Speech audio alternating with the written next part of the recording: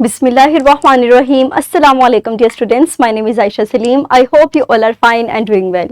Today we are going to discuss the chemical reactions that need oxygen in our lecture number 3 of chapter 5 under our SLO, in which we explain that why oxygen is needed in combustion, rusting and tarnishing. In this lecture we will focus on one of the process, that is combustion. Furthermore, we evaluate the impact of combustion reactions on the environment. लेकिन अपने इस lecture को start करने से पहले हम अपने कुछ स्किल्स को अचीव करेंगे that are based on our previous lecture in which we apply the knowledge of physical and chemical changes. We read few scenarios and answer them. आप इस स्किल को इजीली ओपन कर सकते हैं by scanning this QR code. हमारे पास की skill sheet है. सो डियर स्टूडेंट्स, अपनी वीडियो को कुछ देर के लिए पॉज कीजिए और इस स्किल शीट को जल्दी से सॉल्व कीजिए. Very good. मुझे उम्मीद है कि आपने इसको क्विकली सॉल्व कर लिया होगा और करेक्टली सॉल्व किया होगा. नेक्स्ट हम मूव करते हैं अपनी स्किल 5.3 की तरफ, जिसमें हम आइडेंटिफाई करेंगे केमिकल चेंजेस को. This skill sheet you can also open this by scanning the QR code. It is also given in the description. So हमारे पास एक एक्सपेरिमेंट है कि हमने 3 कप्स लेने हैं. उसके अंदर हम 3 डिफरेंट लिक्विड्स लेंगे. In the first cup we filled it with water, the second is filled with oil, whereas the third one is filled with vinegar. Then we put 1 slice of apple in 3 cups. हम apple के एक slice को लेंगे और उसको इन तीनों cups के अंदर डिप करेंगे और हम इसको अनशेकन रहने देंगे for 1 hour. And after 1 hour हम ऑब्जर्व करेंगे अपनी रीडिंग्स को and on the basis of which हम कुछ क्वेश्चंस के आंसर देंगे. तो हमारे पास जो फर्स्ट क्वेश्चन है वो है, what would happen to each slice of apple in different substances. So dear students, अगर हम इसके अपने ऑब्जर्वेशन के बेस पे आंसर करें तो हमारे पास वाटर के अंदर स्लाइस को कुछ असर नहीं होगा, because furthermore it might soften slightly due to the water absorption, whereas in case of oil the apple slice in oil may maintain its appearance but becomes greasy and may not undergo the significant change. But in case of vinegar the apple slice undergo a noticeable change, potentially becoming softer and showing signs of discoloration or browning due to the acidic reaction. तो हमारे पास हमने note किया कि water और oil के अंदर कुछ खास असर नहीं हुआ, जबकि विनेगर के अंदर एसिडिक एनवायरनमेंट की वजह से ब्राउनिंग या फिर डिस्कलरेशन जैसा कंडीशन एप्पल के स्लाइस के साथ हो सकती है. फर्दर हमारे पास नेक्स्ट क्वेश्चन है कि which of the 3 chemicals speed up और slows down the chemical change. So हमारे पास oil and water, these are the 2 solutions that tends to slow down the reaction because they are being neutral और non reactive. Further अगर vinegar की बात करें तो हमारे पास ये एसिडिक होने की वजह से रिएक्शन को स्पीड अप करेगा and it can accelerate the breakdown of tissues in the apple slice leading to the softening and the browning of that slice. Further हम मूव करते हैं अपने टॉपिक की तरफ, that are the chemical reactions that need oxygen. So dear students, हमारे पास जो आज का रिएक्शन है, जो प्रोसेस है, दैट इज कंबस्शन. याद रखिए कि हमारे पास कंबस्शन ये प्रोसेस हमारे पास होता है ऑक्सीजन की मौजूदगी में. अब हमारे पास कुछ फॉसिल फ्यूल्स जो हैं like coal, petroleum, oil and natural gas, they contain carbon and hydrogen atoms as well as other elements like sulfur and nitrogen. तो यही हाइड्रोकार्बन्स हमारे पास ऑक्सीजन की मौजूदगी में रिएक्ट करेंगे and they produce carbon dioxide and water as the products. और यही carbon dioxide हमारे पास इन्वायरमेंट में जाएगी, जो कि अपनी आहिस्ता आहिस्ता ह्यूमन एक्टिविटीज की वजह से ऑप्टिमम रेंज से बहुत ज्यादा हो चुकी है.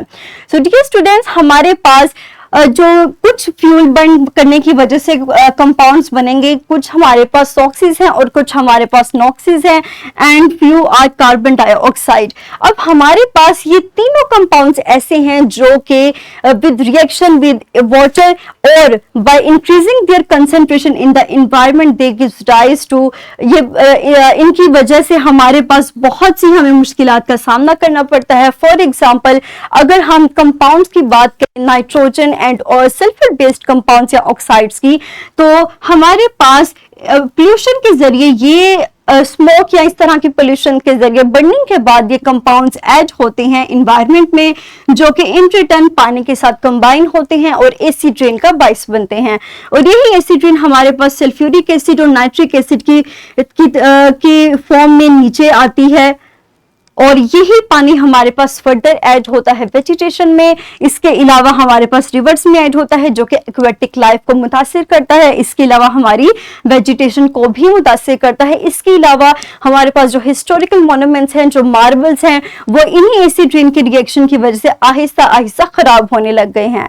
फर्दर अगर हम कार्बन डाइऑक्साइड की बात करें तो कुछ कार्बन डाइऑक्साइड एनवायरनमेंट से ले ली जाती है by the process of photosynthesis by plants, whereas by human activities a large amount of carbon dioxide is added into the environment. और इसी हमारे ह्यूमन एक्टिविटीज की वजह से जो कार्बन डाइऑक्साइड की अमाउंट ऐड होती है एनवायरनमेंट में, ये चूंकि ग्रीन हाउस गैस है तो ये हमारे ग्लोबल टेम्परेचर को इंक्रीज कर देती है।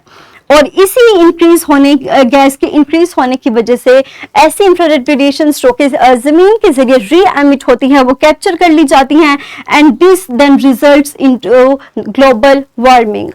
हमारे पास फर्दर इन्हीं गैसेस की वजह से ग्लोबल वार्मिंग होती है, जिसकी वजह से अर्थ का टेम्परेचर आहिस्ता आहिस्ता इंक्रीज होता है। और इस इंक्रीज इन टेम्परेचर की वजह से हमारे पास बहुत से ऐसे रिस्क हैं, फैक्टर्स हैं जो कि इंक्रीज हो रहे हैं। For example, due to increasing the concentration of carbon dioxide in the atmosphere up to the optimum range, हमारे पास नंबर 1 जो फैक्टर इंक्रीज हो रहा है वो है राइजिंग ऑफ सी लेवल, क्योंकि ग्लेशियर्स मेल्ट हो रहे हैं और उनकी मेल्टिंग की वजह से हमारे पास सी लेवल आहिस्ता आहिस्ता इंक्रीज हो रहा है, that affect the populated areas. Furthermore melting of glacier की वजह से वंस अगेन हमारे पास पानी की अमाउंट है वो ज्यादा हो रही है। उसके अलावा इसी वजह से सी लेवल राइज हो रहा है। फर्दर हमारे पास क्लाइमेटिक चेंजेस जो हैं वो बहुत ही इंटेंस होते हैं, जिसकी वजह से वेजिटेशन मुतासिर होती है। और चूंकि हमारी कंट्री का या बहुत से लोगों का बहुत बड़ा हिस्सा एग्रीकल्चर के ऊपर बेस करता है, तो इसीलिए हमारे पास इनडायरेक्टली पॉपुलेशन भी, ह्यूमन एरियाज भी अफेक्ट होते हैं। और अगर हम इन चीजों को रिड्यूस करना चाहते हैं तो हमें कार्बन या हाइड्रोजन कंटेनिंग सब्सटेंसेस की बर्निंग को कम करना होगा, अदरवाइज ये फैक्टर्स इंक्रीज होते जाएंगे और इतने इंक्रीज हो जाएंगे कि हमारे कंट्रोल से ये चीजें बाहर हो जाएंगी। अब हम लेक्चर को हम समराइज करते हैं। आज के लेक्चर के अंदर हमने अपने स्किल्स को अचीव किया। Furthermore we discuss one of the process that is combustion of fossil fuels. In combustion, we read that by burning the fossil fuels like coal, petroleum, oil, and natural gas, they release the oxides of carbon, oxides of sulfur, and oxides of nitrogen, along with water vapors. And these oxides further combine with, especially the SOxes and the NOxes, they combine with water and gives rise to acidic rain that further affect the vegetation, the aquatic life, and the historical monuments. Furthermore, हमारे पास जो carbon dioxide है, which is a greenhouse gas that traps the re-emitted infrared radiations from the earth, by increasing इसकी concentration को increase होने की वजह से हमारे पास ग्रीन हाउस गैस increase होती है, that gives rise to the global warming, और इसी की वजह से हमारे पास temperature increase होता है। And in order to mitigate the global warming, we have to reduce the combustion of fossil fuels, the litter, wood, or any material that contains carbon and hydrogen. Furthermore, this reduction aims to minimize the release of greenhouse gas, क्योंकि अगर ये gas reduce नहीं की जाएगी तो global temperature Aahista Aahista बहुत ज्यादा हो जाएगा into the atmosphere, thereby mitigating their impacts on the climate changes. और इसीलिए हमें ग्रीन हाउस गैस को रिड्यूस करना चाहिए। and one of the most important solution to this problem is planting more and more trees. So dear students, ये था हमारा आज का लेक्चर। अब इसी नॉलेज को अप्लाई करते हुए हम अपने एक वर्कशीट को सॉल्व करेंगे। The link of this is also given in the description of this video. So pause your video for few seconds and quickly solve this worksheet. Very good. मुझे उम्मीद है कि आपने इसको इजीली सॉल्व कर लिया होगा। अब इंशाल्लाह in the next lesson we will discuss the remaining two processes. First one is the rusting and second one is the tarnishing. So that's all about today's lecture. मुझे उम्मीद है कि आपको आज का लेक्चर क्लियर हो चुका होगा। So dear students, thank you very much. अपना ख्याल रखिएगा एंड अल्लाह हाफिज।